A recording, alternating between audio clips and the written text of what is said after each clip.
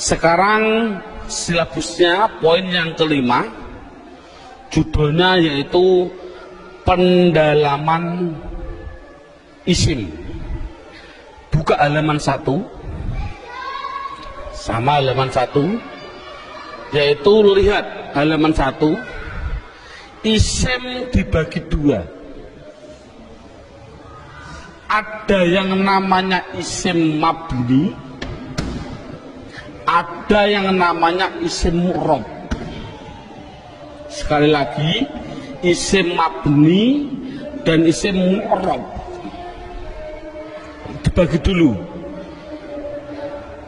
Apa yang namanya isim mabni? Dalam buku halaman 2 ada.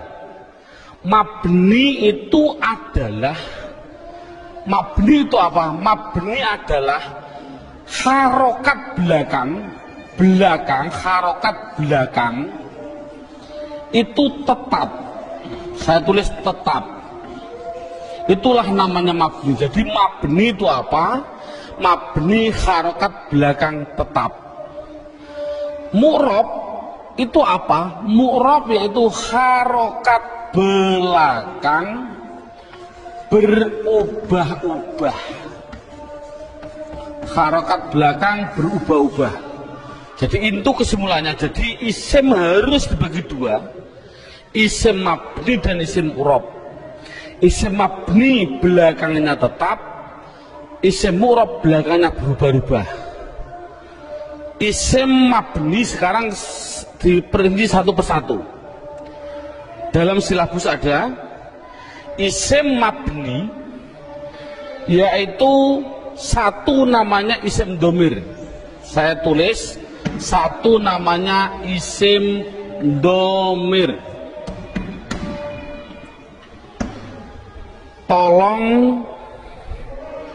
dalam hal ini anak tidak usah diperdalami. Yang namanya pada waktu pengalaman saya dulu kecil, Pak Guru bilang domir itu ada 2, seperti contoh seperti ini.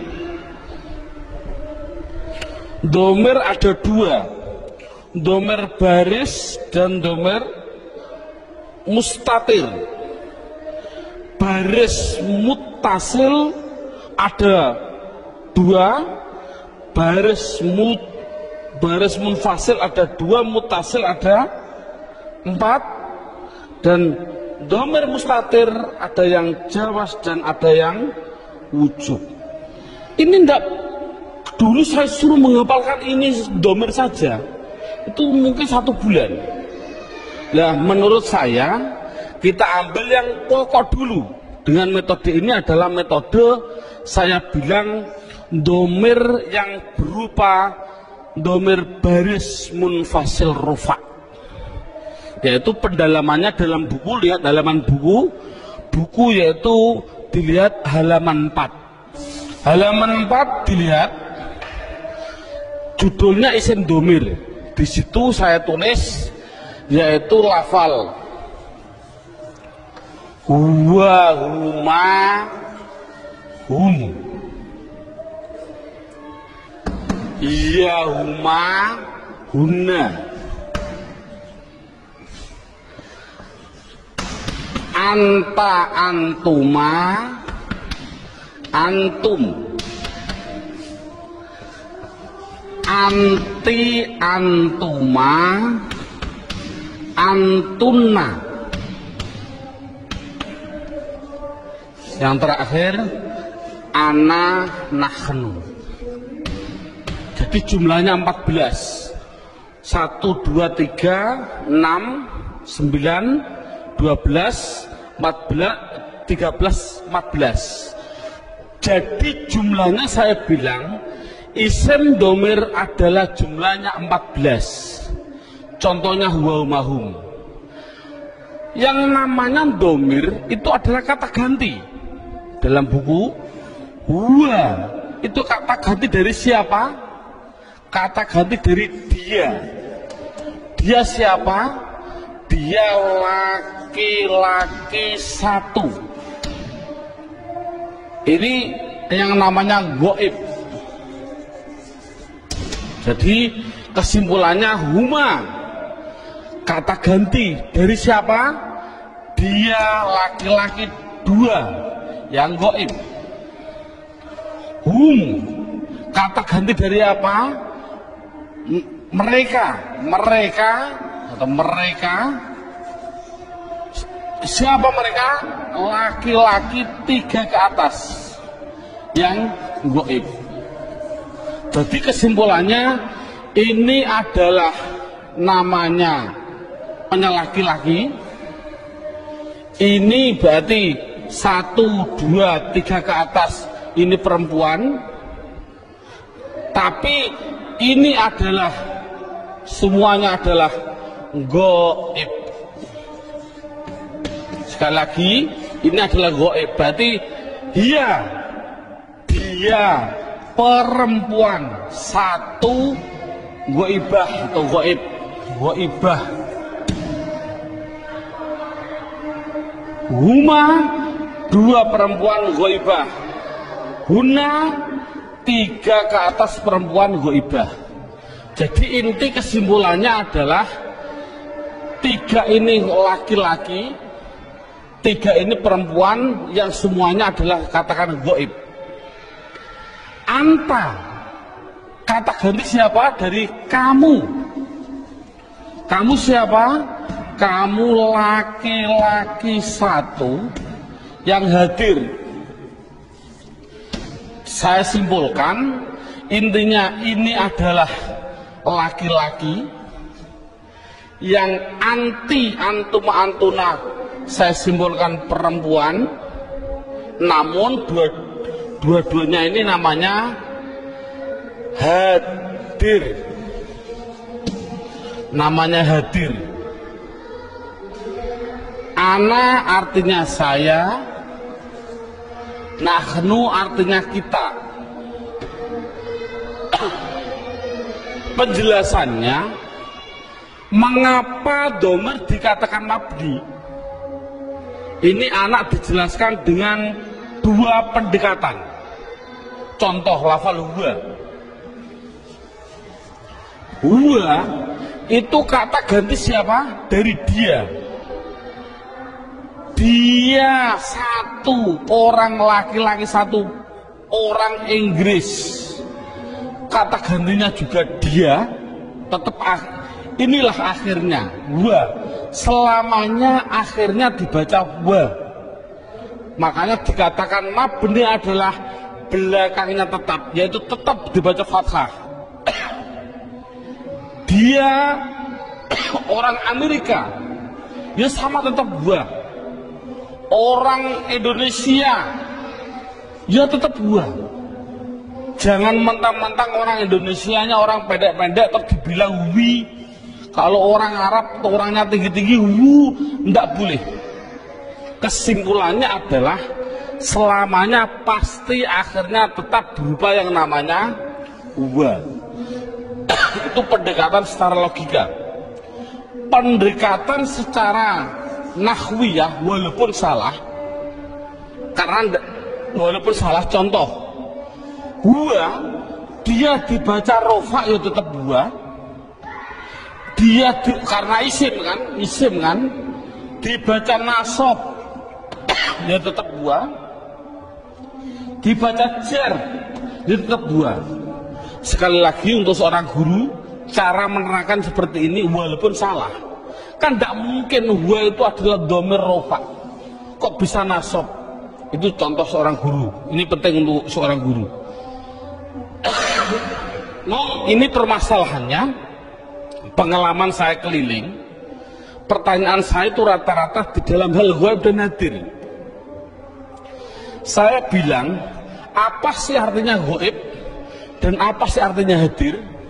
Rata-rata orang mikir ghaib adalah tidak ada orangnya, hadir adalah ada orangnya. Padahal salah. Pengertian ghaib adalah tidak diajak bicara, walaupun ada di sampingnya. Samping saya ada namanya Zaid. Ada orang tanya, Pak, Zaid mau ke Semarang kok, bilang pada saya, padahal di samping saya ada Zaid. Ini namanya hadir atau gaib? Gaib, karena orangnya bicara sama saya, bukan pada Zaid. Jadi kata gantinya pada Zaid adalah huwa. Ini menunjukkan artinya gaib, yaitu jangan diartikan tidak ada orangnya, diartikan apa? Tidak diajak bicara. Kalau hadir, ya berarti diajak bicara. Itu kesimpulannya adalah mabni harokat belakangnya tetap selamanya. Contoh mereka selamanya mesti hum, disukun selamanya. Jadi saya tulis di situ pertama isim domir mabni jumlahnya adalah 14.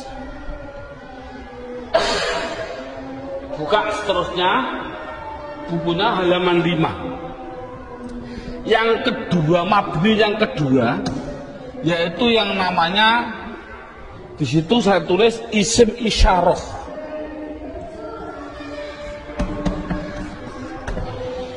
Isim isyarah tidak perlu kita terlalu banyak mencontohkan.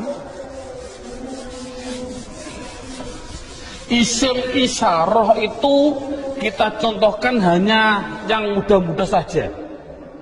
Contoh isim isyarah ada 3. Ada yang namanya qorib, ada yang namanya wasit, ada yang namanya ba'id. Qorib artinya dekat, wasit artinya sedang, ba'id artinya jauh. Contoh, orang bilang isyarat menunjukkan. Qorib iki, orang Jawa bilang iki. Kalau sedang iku, kalau jauh kai, itu orang Jawa bilang.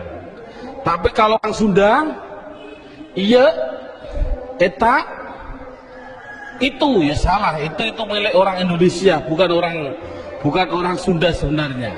Tapi orang Sunda tidak punya jauh, sama dengan kita. Ini tidak, masalahnya adalah contoh qorib. Kalau laki-laki hadza, kalau perempuan hadhihi, dengan 2 contoh saja ini. Contoh lafal hadza. Siapa ini? Selamanya dibaca dha, akhirnya dha. Walaupun yang ditanyakan seorang kiai, seorang gubernur, seorang presiden, tetap siapa ini? Man hadza, selamanya dibaca dha belakangnya. Jangan berupa dia atau du. Makanya itulah namanya mabni. Saya tidak usah menerangkan wasit, bait sudah ada. Yang jelas contohnya yaitu dalam buku panduannya sudah saya tunjukkan, yaitu isim isyarah ada 3. Hadza hadhihi. Kalau sedang yaitu lafal daka dan dalika. Daka dan dalika, daka dan tilka, saya contohkan daka dan tilka.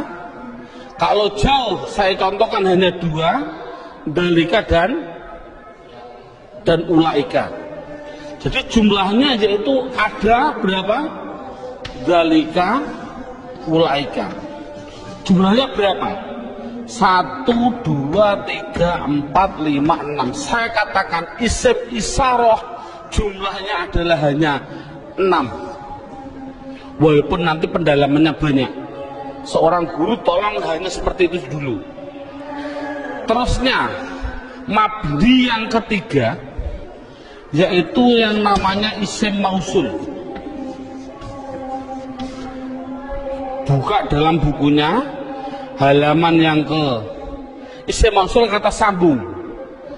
Datanglah Zaid yang mana ja'a Zaidun alladhi. Ini isim mausul itu hanya tertentu, lafalnya tertentu. Sudah dalam bukunya ada, yaitu lafal alladzi, alladzina, alladzi, alladani, alladzina. Contoh, saya tidak usah nulis, mohon dilihat contoh ini. Isim mausul tertentu, alladzi, alladani, alladzina, allati, allatani, allati. Cukup sebutkan hanya 6 saja, yaitu biar anak hanya tahu isim mausul jumlahnya hanya ada 6. Mabni yang keempat. Mabni yang keempat yaitu yang namanya isim istifham. Istifham. Istifham itu pertanyaan. Di situ saya menulis, tidak usah saya tulis biar waktunya lebih singkat. Yang penting guru bisa menerangkan. Yaitu di situ saya tulis hanya man, mundu, madza, mata, ayana, aina, kaifa, anna, kam, dan ayu. Jumlahnya saya tulis itu hanya 10. Jadi istifham hanya ada 10. Yang keempat, mabni yang kelima, yaitu namanya isim syarat. Syarat itu apabila, jikalau, andai kata, itu namanya syarat. Saya tulis dalam bukunya biar lebih singkat. Lafalnya tertentu. Man, ma, mahma, mata, ayana, aina, anna, haisuma, kaifama. Jumlahnya yaitu hanya ada 9. Yang terakhir yang nomor 6, yang namanya isim fi'il. Ini loh, namanya isim fi'il. Kadang-kadang orang bingung. Di situ ada isim fi'il madhi, isim fi'il mudhari, isim fi'il amar. Yang penting contohnya saya bilang isim fi'il amar. Isim fi'il amar. Contohnya lafal amin, amina. Ini dikatakan dia bukan isim, bukan fi'il. Dikatakan isim fi'il. Mengapa kok isim fi'il? Tidak usah kita, anak tidak usah dikasih jawaban, dikasih alasan, tidak usah. Yang penting isim fi'il itu lafalnya tertentu. Lafalnya itu hanya ada 9. Begitu. Berarti anak yang penting tahu. Contohnya seperti ini. Isim fi'il amar yang pertama, ada yang namanya soh dan seterusnya. Isim fi'il madhi ada 2, isim fi'il mudhari ada 2. Cukup 9 saja. Inti kesimpulannya, isim mabni itu jumlahnya adalah 14, 6, 6, 10, 9, 9, jumlahnya adalah 54.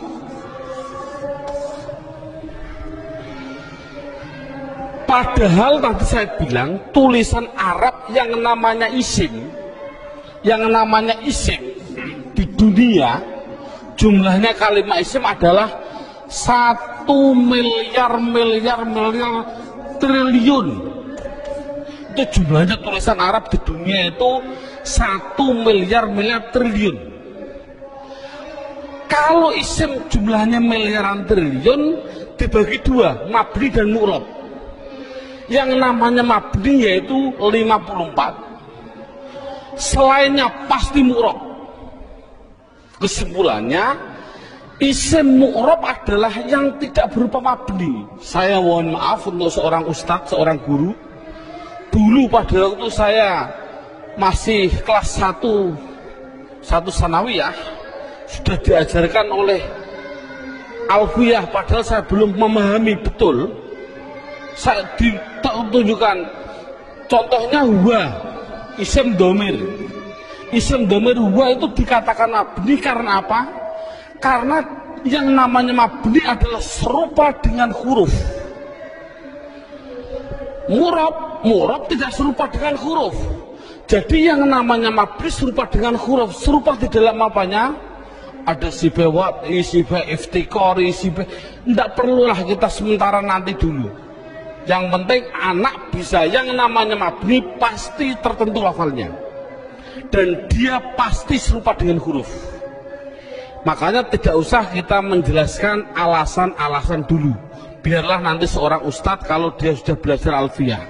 Ini metode awal. Jadi saya simulkan, kalau tulisan Arab yang namanya isim jumlahnya 1 miliar triliun, mabni 54, berapa jumlah murab? Jumlah murab ya miliaran triliun dikurangi 54. Kalau kita nulis persen, ya mungkin 0,000, nafas hampir habis baru 1%. Jadi anak mudah. Isim domir ada 14, isim isyarah ada 6. Contoh, alhamdu, isim fi'il atau huruf? Isim. Tahu kok isim? Ada al. Kalau tahu isim harus dijawab, dia masuk kategori mabni atau murab, harus dijawab. Jawabnya apa? Anak dibilang ini pasti murab. Karena apa kok murab? Karena lafal alhamdu tidak ada pada mabni yang jumlahnya 54. Itu kan paling mudah. Jadi semua tulisan Arab kalau tidak ada di 54, ya pasti mu'rab. Berarti mu'rab miliaran triliun. Jadi makanya anak suruh menghafalkanlah. Arti tidak perlu nanti dulu. Yang penting anak bisa mendeteksi. Itu adalah mabni. Jumlahnya 54 apa-apa, wa mahum dan seterusnya. Isim isyarat tak dihafal, isim mausul hafal. Selain itu pasti mu'rab. Contoh lagi, alhamdulillahi rabbil alamin. Isim fi'il atau huruf? Isim. Tahu kok isim? Ada al. Kalau isim, jawab mabni atau murab? Itu pasti pertanyaan itu harus. Jawabnya adalah mu'rab. Tahu kok murab? Karena tidak ada di mabni gitu saja. Paling simpel. Mengapa kok murab? Karena tidak ada di mabni. Insya Allah anak akan bisa. Berarti bisa mendeteksi media harokat itu isim, mabni atau murab. Semuanya. Mulai dari bismillah, murab karena tidak ada di mabni. Bismillahi Allah, murab karena tidak ada di mabni. Bismillahirrahman, Rahman mesti murab karena tidak ada di mabni. Rahim murab karena tidak ada. Mudah. Jadi anak sudah bisa mendeteksi itu mabni dan itu murab. Mudah. Jadi anak